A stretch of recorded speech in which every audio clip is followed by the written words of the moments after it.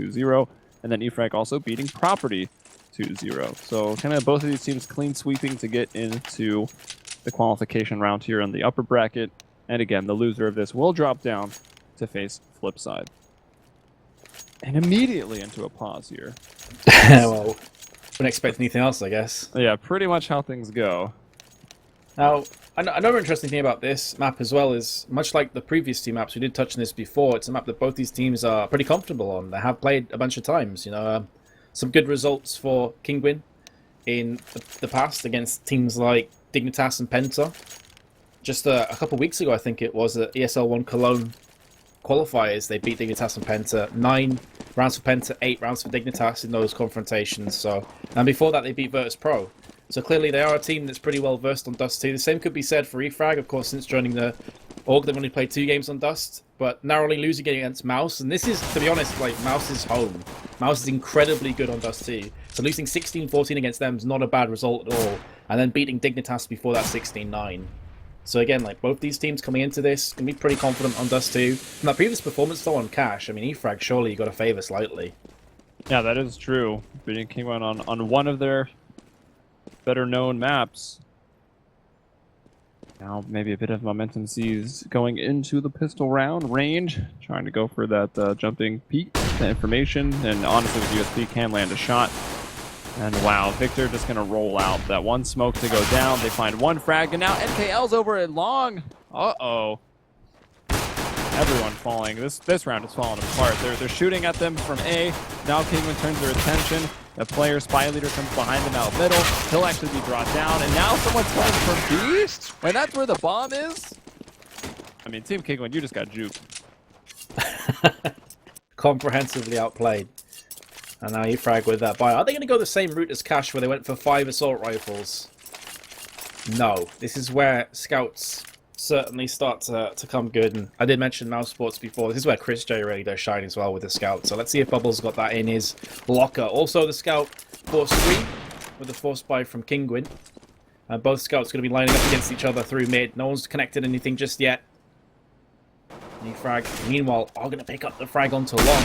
Onto range, so that does give them the opportunity to push through now and try and encircle the site, but no, they're going to play this one slow.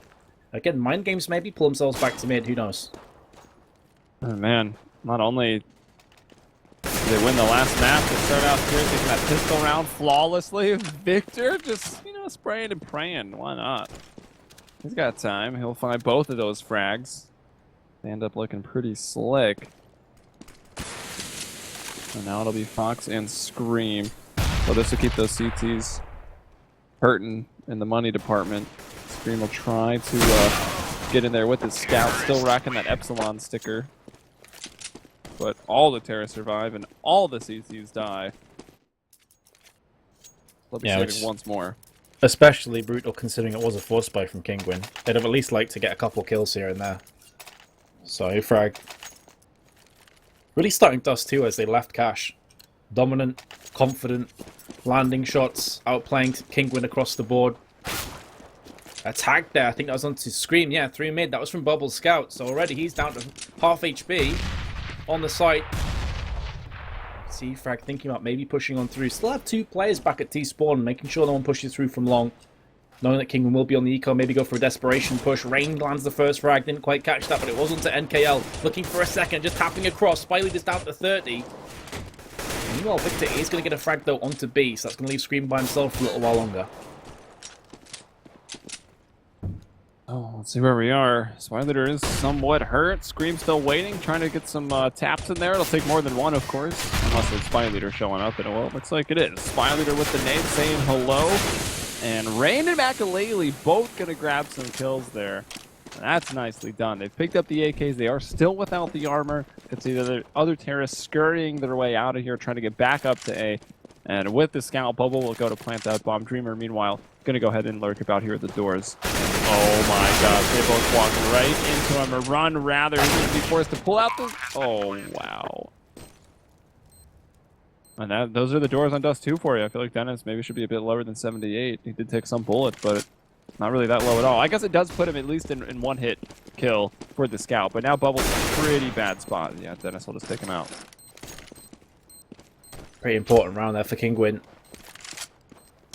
And we'll get the defuse as well, alongside taking 2 AK-47s through to the next round. And an eco round, so that's absolutely huge for Kinguin.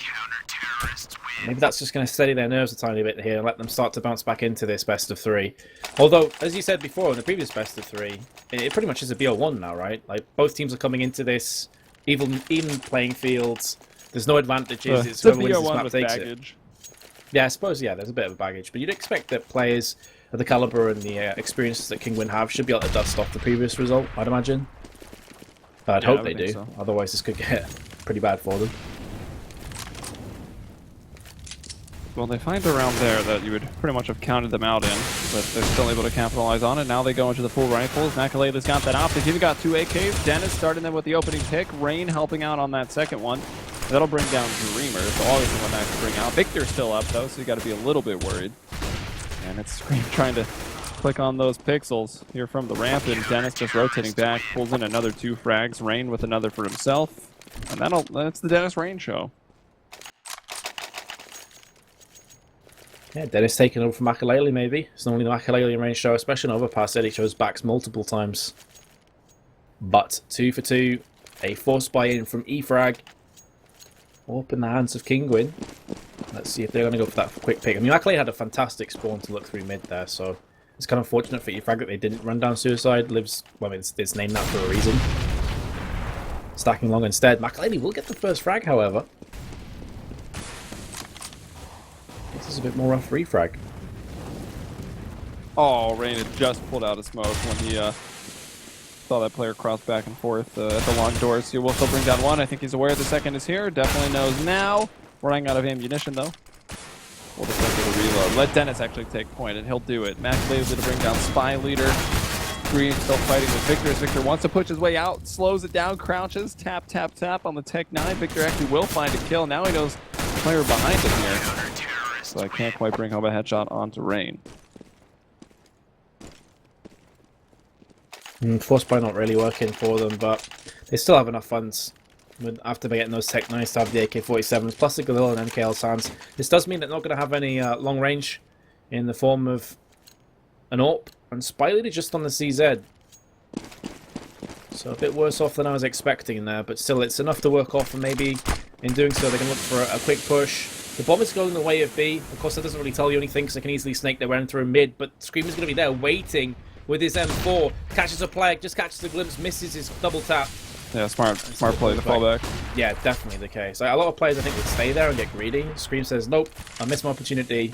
I'll just live, keep the rest of my CT buddies alive and well. Very unselfish play there from him.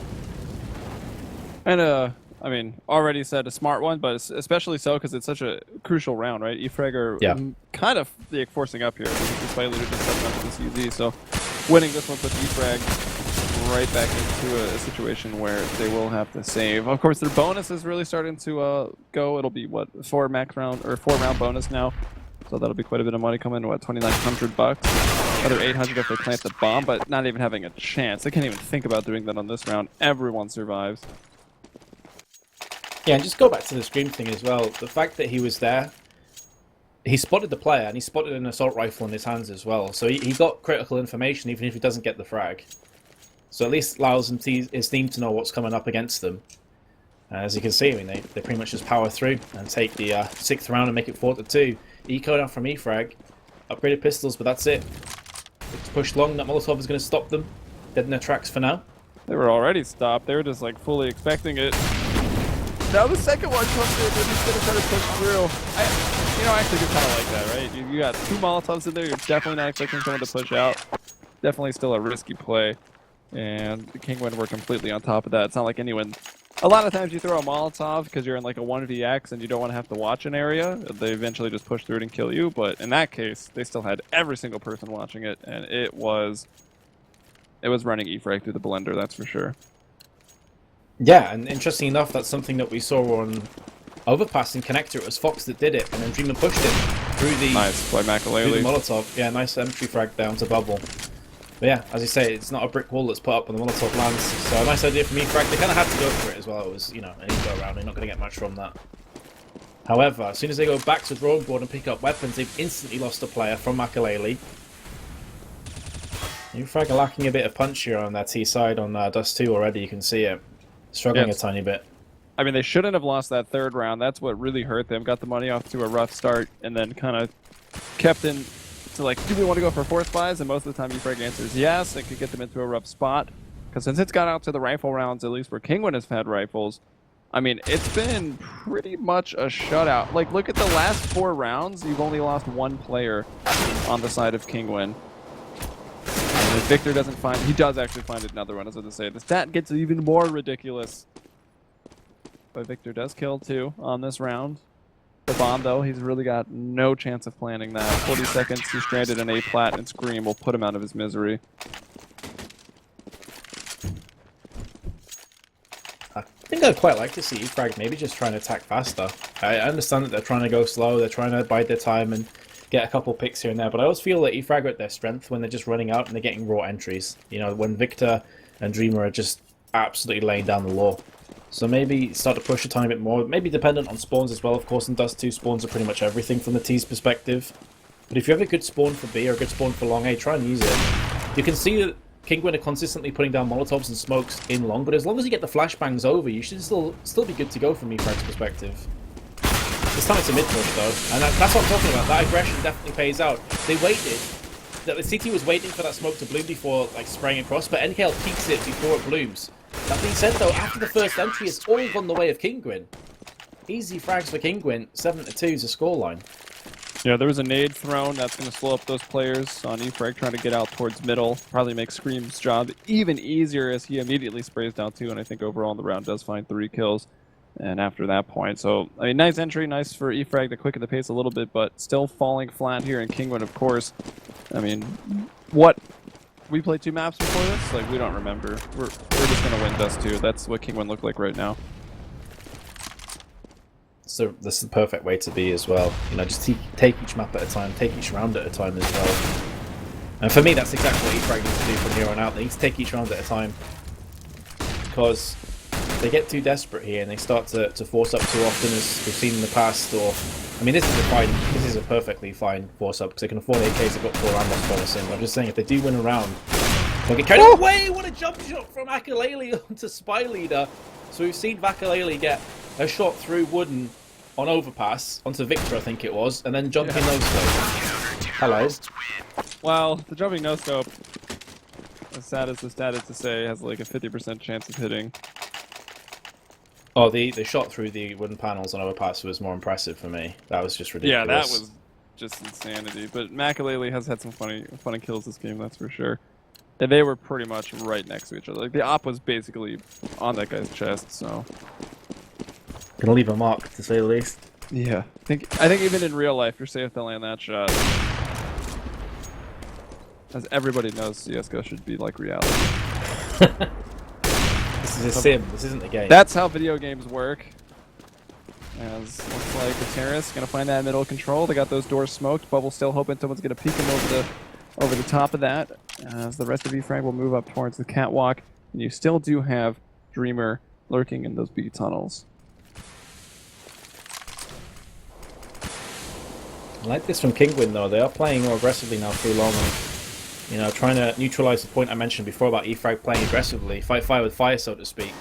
There's a good push again though from eFrag through mid, but there is Fox still alive, or at least he was for a few moments. And was that a shot through wooden doors? It's going Akalele. Just pulling off some cracking shots, but it's sorry, not they're going to metal doors now. Sorry, correct mate. you. Metal doors, my bad. I'm pretty upset about that. I'm sorry. Right. I'm sorry, CS community. Rain, oh, Rain gonna get taken down. Please don't tell Gaben. He probably authorized the change. So 8-3, eFrag will. Oh my gosh, pressing tab is kind of a funny sight. 8 in a row there for Kinguin, and this is where you get into the dangerous spot, right? eFrag need to get another round in a row because they'll be right back to completely broke if they drop this round. That will make things very difficult. And allow Kinguin to probably get double digits with ease. They have started off well though, getting that. I think it was the AWP tag through the doors onto Fox. So he at least is going to be fairly weakened in this round. They seem to have had the best amount of luck, or most success, however you want to word it, through mid. When they've smoked off CT spawn, then pushed up to B from mid. feel that may get a bit gimmicky though at points for Kinguin. They may start to read the script a tiny bit there. Molotov down. Here comes the push. Fox has got a grenade in this hand. nade is gonna hurt. There we go again. It's Scream really came good to Fox there, but What? they're still gonna get picked off on the side. Somehow the terrorists still have an opportunity. E-Frag still have an opportunity to plant this bomb and maybe win this round. Oh no, they didn't do it. I thought Spy Leader was just gonna drop down. He's still thinking about it. Oh, he actually saw the shadow. Bakalele saw the shadow, but he didn't react to it.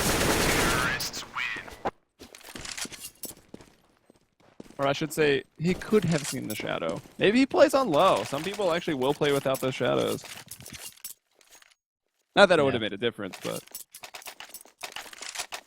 Oh, maybe there is hope yet for E-Frag. I'm starting to think it was going the way of Kinguin too fast and too quickly, really too furiously.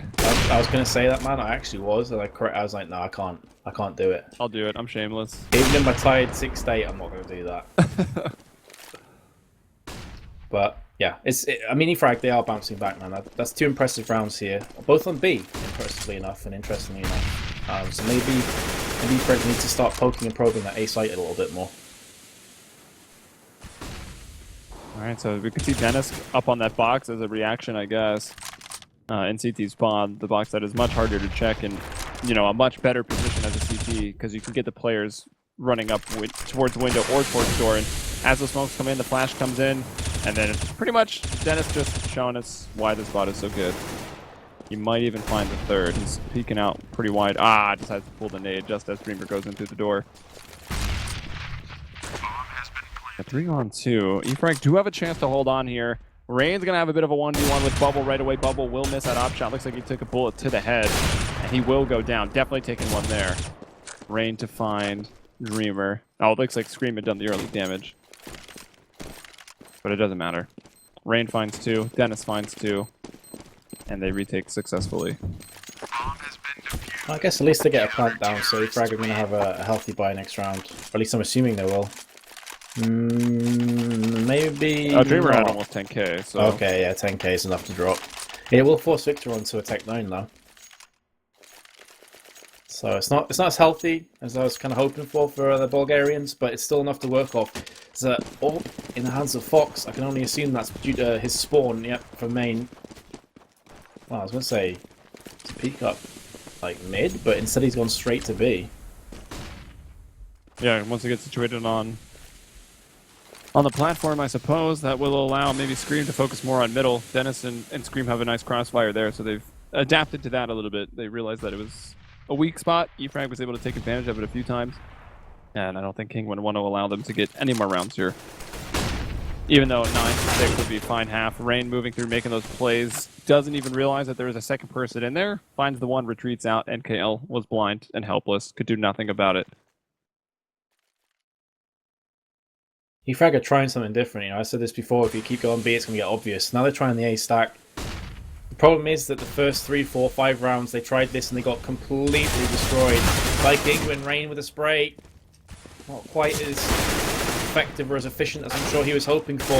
What a shot from Dennis. He gets traded out 2-on-2 now. Scream going to be coming up from behind from Catwalk alongside Fox, and that is going to be the up in their hands as well. The reason for this fast push, I think, is because Scream has no utility, so we need to try and catch the T's as they push onto that site. Now that's going to be that much more difficult now. Nice, Fox can pull off a sick headshot. Oh no, it's going to be Scream that gets the kill, and the second one as well. 1v2 ultimately, because Fox did pretty much nothing. He didn't need to. He was like, I helped. I was getting a little worried. Fox was watching a very wide angle, and it was about to get to a position where I thought for sure Scream was going to die after the first kill, and then it would have just been a 1v1. And then who knows, but Scream just getting it done, stepping up there, getting Kinguin into the double digits, and forcing E-Frag now onto even more of an awkward round. Another 11-4 for the day. This will be, what, the third that we've seen? Yeah. E-Frag, if they go 11-4 behind, they'll pull off the Hellraisers. Yeah. I mean, as long as you're emulating Angel from the Hellraisers, I guess that's fine. Yeah, other than that, I'm not so sure. At least on today. Dennis and NKL have bit the dust here for the final round of the half in the final map. The winner of this, of course, will qualify themselves for the Pro League in Season 8, so a lot up for grabs for both these teams. Which in itself could even effectively qualify you, if you play well in Season, to go through to LAN. That's quite a long way in the distance, but still, that's the kind of opportunities that it gives you. So, both teams playing for a lot at stake here, I think it's safe to say. There's Fox and Makalele. I thought Makalele should have the upper hand on Bubble, but he gets traded out, actually. Up to B once more we go, and Fox gets shot in the back from Victor. Efrag will have this plant, but can Rain clutch it? Only a flashbang. He does have a defuse kit and an M4. Yeah, that became very, very hard for Fox. He wanted to set up and get those people he figured would be coming through tunnel, but then he knows that mid's exposed, so he tries to move into the backside position so he can get the guy coming through the window. And then as a result, caught in transition, to go for the people coming out tunnel. Now we'll see Rain did take down one, but a lot of dink sounds going out there. And Rain will be the last one to get hit in the head. And that'll be the 10-5 half. Kinguin, though, still looking good. Efrag able to fight back, and much like you kind of said on Cash, never really out of it. The same does kind of apply to Dust, too. I think the players need a minute break before we go into this last half. It's been a bit of a long day for us, well, Joey. I need a 10-minute break, then. Yeah, I think we should make all the players wait for us. That was a troll, guys. Chill. Let's turn the tables. I think it's time we adjust to their strats. And we go for a break. No, that's not fair. As I usually run quickly for breaks in between games as well. Likewise. I'm just fortunate that I don't smoke, so it doesn't take me 10 minutes like so many esports professionals. I actually play with a guy. He's probably going to kill me for saying this. He smokes, and every time he goes to smoke, it's a 10-minute break, so you'll have to sit there and wait for him. I've told him, it's bad for your health, stop it. But mainly, it's bad for my gameplay. You're selfish. No, it's seriously bad for your health, but also bad for gameplay. I'm waiting on a few more, but yeah, I don't know. Efrag, we saw... Oh gosh, is my memory going to fail me so hard here? Probably not. I mean, all right, Dust 2 and Cash are pretty similar, right? Every area of the map is fairly important. It comes down to aim battles, and we saw that Efrag were just absolutely winning them and dominating all over Cash. Surely they get on that CT side, and they will have a chance here on Dust 2. Pistol rounds obviously going to help quite a bit. I mean, usually as it is coming into the second half, pistol rounds can help to decide it. Would actually be kind of interesting to run the numbers on that. But we'll see. We'll see. Still waiting on one more. And already, Efrag, I mean, I feel like they could be pretty happy with the result. Even if they only get one map here. That's not bad. We took a map off of Kinguin. They're an up-and-coming team. Still proving themselves, getting a few shots at land here and there. And again, like you said, if they win here or drop down and beat Flipside, having another opportunity to play in the Pro League and to possibly do well in the online season and have a chance to play at another land and to travel to America, right? America's pretty great. Wow. Maybe not at Counter-Strike, but and other things. I thought you were going to drop a freedom bomb on me again. Like fast food and refills. We got that. Damn, man. There's definitely a reason to go to an A. It really is. Our fast food game is strong. In all seriousness now, I've heard the arena's really sick. It's really nice. Really good setup. There we go, though. This is the final half of today's proceedings. Winner of this map will be qualifying with a chance to go through to those lands. Those lands? No, not plural. The one. And here comes Kinguin through a catwalk. Yeah, many planned. Efrag. Going up mid, so they're going to try and retake through short. Bomb still hasn't been planted, though, because it's hiding in B tunnels. Dennis with the mind games, Makalele as well. They're really selling this fake. Look at this, all the CTs quickly rotating to A. It's only NKL's Spidey senses that are tingling, and he's going to be the first player onto the site. He wants to wait for the rest of his team to fill in the blanks here. 2 frags have been exchanged, all in favor of Efrag. Retake's going to be coming on in. Rain. Was he trying to exploit that burst jumping accuracy switch? I don't know. And I'm surprised that Kinguin even got the bomb down 3v5, and now they've brought it to the 2-on-2. Victor, and who is this last man? NKL might have something to say about it. Fox, though, is able to stop it. He gets both of those frags. Playing from that Xbox position there on plat. 3K for him, 2 for Scream. And Kinguin will take that pistol. That was the bomb plant. That was like a 2v5 or a 2v4. How are Kinguin winning that? I don't know. These are crucial rounds as well. Efrag, they're behind by 6 now. Oh man. There's no real excuse for that. I mean, fantastic aim, take nothing away from Fox and Scream. I think Fox got 3, Scream got 2 of them. But still, E-Frag, they need to be pulling the trigger much more convincingly than that if they want to pull this back. Force buy for them, as expected, with a scout on bubble. He did this on T-side as well. 357s, 1 P250. They've got 2 grenades, which one has just been used. Still battling over at middle, Makalele. As well as Bubble and perhaps even NKL helping out. He's at the mid doors. I guess watching a push that might come in from Rain, or maybe even jumping across, trying to bait those shots out of Makalele. Each other's nemesis. And Bubble will take some damage. I feel like the mid battle with scouts is really funny because you're so fast. Like, you can easily just peek with the scope. Yeah, and jump around as well and make it as difficult as possible to land. Oh, Rain with the MP7. And a second as well. The double stack frag not paying out. There's Fox with the headshot. In fact, it was just the AK body shot, but that's more than good enough to take down Dreamer. Man, Kinguin could be walking away with this map. E-Frag need to put a halter on this or derail the train, the juggernaut that is Kinguin. Dennis moving through, perhaps into very dangerous waters. Yeah, and that's the Galil for you. 5-7, pretty much better. We'll take him down. That was without armor too, right? Like taking bullets, fighting the aim and still getting that frag. Almost goes down to the grenades. Finally, they're going to peek out, try to maybe find Scream. They know that Victor's in there. They do not have any grenades. But they might just try to run in and get this Galil out of his hands. Oh, Victor's going to find another. Starting to make this a bit costly. That Galil might want to... oh, okay, well, he won't have the scout. I was going to say, he might want to try to find a rifle so he doesn't have to use that scout again. But I suppose they're going up against pistol, so scout wouldn't have been too bad once more. Then we'll see what Victor can do with the armor. That he bought the armor this round, right? I did not think he had armor fighting there for his life at the end of that last round. But maybe I'm mistaken. I feel like I think he did. I think he had armor in 5-7. So maybe I just misread that. I was worried for E-Frag because I thought that would bait them after killing 4 people and realizing it would be a weak buy from Kinguin. I thought that may bait them into a force buy themselves. I'm happy they didn't. Because I think there would have been half the call there to go for that force and try and repel this push. And the correct decision has been made as far as I'm concerned. Victor still has that Galil down to 11 HP though. Kinguin still with 4 players alive and kicking. The bomb is coming in towards the B site. And Spy Leader has been caught on the site. So Victor, well, deja vu. Going to try and save the Galil in long tunnel. Oh, but the nade. Dennis lands it by the feet of Victor, and that's going to be 13-5. No Galil saved today. Dennis is like, this is what we wanted to do last round, so I'm just going to try it again and hope that he's in there, and it just happens to work out.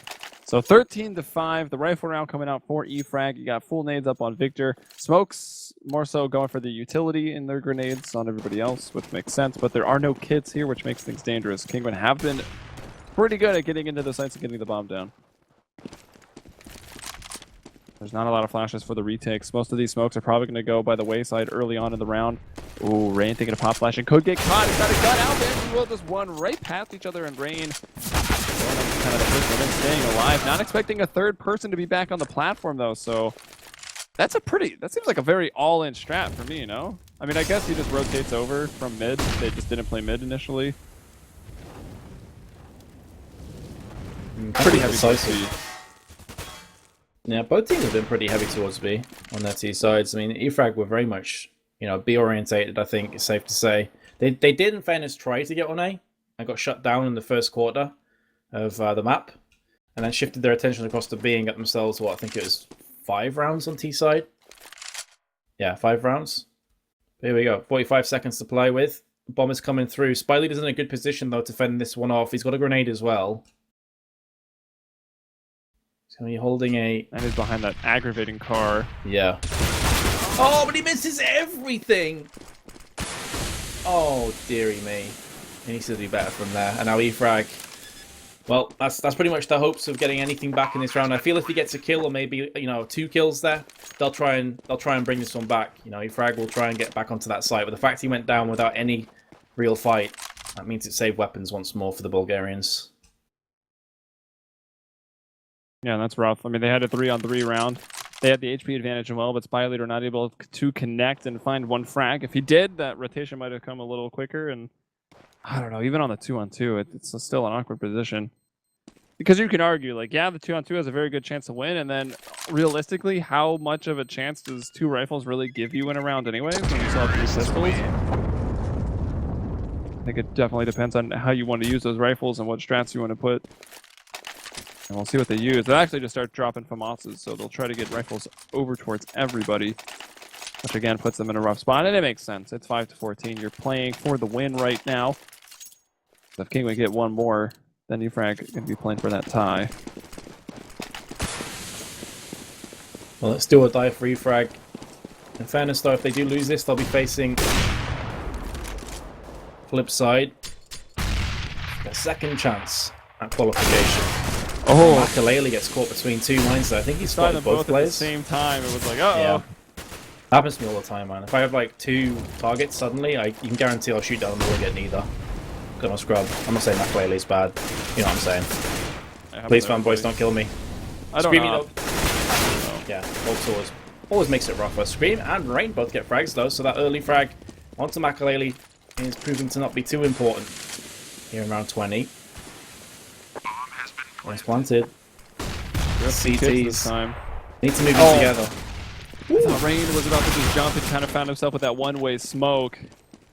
But he got taken down instantaneously. And that'll be the retake and the defuse. Round 6 on the board for Efrag here, but still... Oh, actually, the T side not doing quite as well as I thought they were. They took those 4 rounds in a row. But they'll still get the app. They'll still get the rifles in here. Pretty much the full buy coming in. Dennis missing some grenades. Fox as well. Open has a bubble once more. Hasn't really done much with the AWP today, I'd say bubble. It means 3-17. And when your AWPer is on 3-17 on dust, something's clearly not going well for your team. Yeah, which is surprising, because we usually see bubble do very well. Exactly, this is only a map that you'll see your AWPers like shine. Well, Rain is on 25 for 10, Victor on 22 for 13, but it's Fox that gets the next frag in this confrontation. 14 for 6, the overall scoreline. This is the last map, and another retake scenario for Efrag. They've got defuse kits, they've got grenades, but Victor's kind of out of position. They need to wait for him to get close enough. NKL actually goes in by himself, does get that kill. Of course, the issue now is they have to play against time itself, because that bomb is ticking down ever so quickly. Makalele misses 2 shots, he has to relocate. Misses a 3rd shot as well, but fortunately for him, Scream and Rain are there, and finally does connect the no-scope. 15 to 6. And I think Efrag will be on a really bad buy-up as well. Yes, they will. Alright, well, we get to see some more classic Efrag here. Get to see those force blind pistols coming out. CZ357's the M4A1S over there on Dreamer. Surprised that he takes it, right? He's 7-16. Victor is 22-14. I would think surely he would just throw the M4 over to Victor, but I guess they're not really too worried about it. They still realize they know what Dreamer's capable of, even if he's maybe had a bit of an off map 3. I feel a bit sorry for Dreamer, actually. He just hasn't really had a chance to shine. This is the thing, like, when Freakazoid got pummeled by the community and was like, remove him, he's trash, all these things, people don't realize that entry fraggers need support. They need somebody to be throwing in the flashes, they need somebody to have their backs, you know? Yeah. You can't just run in a site on your own and like get 2 or 3 entries. It's not really how CS works. Often you will see that. I mean, Angel's been pulling all that off today and over the last few weeks, but yeah, more so as the lurk, though, not necessarily the straight-up entry rule. It's very true. And that's normally the exception to the rule, really. You do need, you know, your whole team pushing on in. And you have a lot of very one-sided matchups, too, where anti-fraggers will just run in and find 2-3 kills, so you get started in the mindset like they should just be killing people all the time, but in reality, it's very difficult. So let's see. Flash here, trying to hold on to the A. The 3 amigos just waiting for him. Not even blind at all. 4 on 3. Let's see how many old movie references we can make. I love that movie, man. Now we've got Dreamer by himself with that M4. Unfortunately, he was, well, fortunate for Team Kinguin that they avoided it pretty much the entire round. Now they're going to see it, and it won't even matter. Scream with a tap, and that's the same scoreline as map 1. So Kinguin taking overpass and dust 2, 16 to 6, and Efrag actually dominating on cash, winning somewhere similar to that as well. Yeah. I just got back onto the Dreamer like Freakazoid thing. now Freakazoid is revered as being a much better player. People have a lot more respect for him. They think that he's performing much better, like a consistent basis, and that's because the teamwork got behind him, and he's able to, utilize his strengths a lot more. For me, Dreamer, if he's on point, and he's a guy that you see at lands as well performing, if he's on point, he can carry games for EFRAG. There's no doubts about that. The issue is they seem to crumble somewhat on T sides today. The CT side seems stronger. Their T side's not so much. They're really, really struggling on, especially Cash. They got, sorry, not Cash, Overpass. They got absolutely destroyed on their T sides of Overpass. So maybe something for them to go back and have a quick look at. Yeah, pretty much the only rounds they got on Overpass were where they force spot, they upset, they got the 3 in a row, then there were 2 one-off rifle wins that EFRAG got, and that was the 5 for Overpass on the T side. Actually, Yeah. their CT side was even worse. They only got 1 round on CT side, so they got run straight over, and we've definitely criticized their CT side a bit in the past. Looking onto Cash, though, it was fantastic on both sides, and then here on Dust 2, we see EFRAG, well, not really having much success anywhere, but also only getting 1 there on the CT side, but also getting in to the half, losing the pistol, being, right up against the wall, pretty much about to lose, and having to force up and play very aggressive. So it does kind of make sense they might only find that 1. But anyways, that's that in the books. It'll be congrats to Kinguin as they move on. They will be joining us in the Season 8 Pro League. But of course, if you're a fan of EFRAG, which a lot of us are, they're not quite out of it yet. They will be dropping down to face against Flipside tomorrow, I believe 2 p.m. Eastern. So that should be 8 p.m. Central European time or 2000, whatever. That'll be tomorrow, so make sure to come back or follow the channel here, mlg.tv/playcevo, or even the casters. You can do that to find out when we're casting. We generally tweet. I'm Helium at Helium Umbrella, and Meta's here at Meta's TV. And of course, one last thing. If you want to get involved in playing competitive at Counter-Strike, you can do so. Head over to CEVO.com/season8, and you can see the words on the screen right now, describing a little bit about it. And of course, that link will describe it even more. Also, looking for esports professionals. If you want to get involved in esports, head over to cevo.com/jobs. We're looking for producers to run the stream, update, the graphics and whatnot. Producer stuff. Also, you can help us innovate if you've got some good ideas.